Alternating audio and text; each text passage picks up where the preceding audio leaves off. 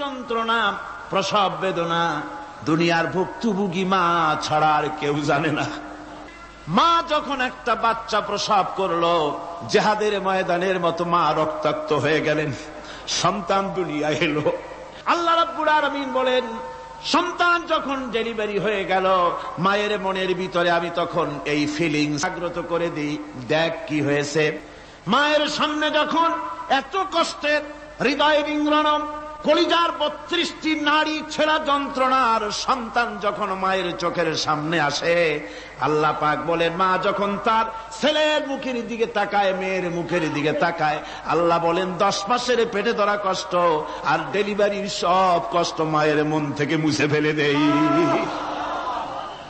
আল্লাহ রাব্বুল আলামিন বলেন, খবরদার দুনিয়ার মানুষ, এমন মায়ের সাথে নাফরমানি করবি না, এ মায়ের সাথে নাফরমানি করবি না।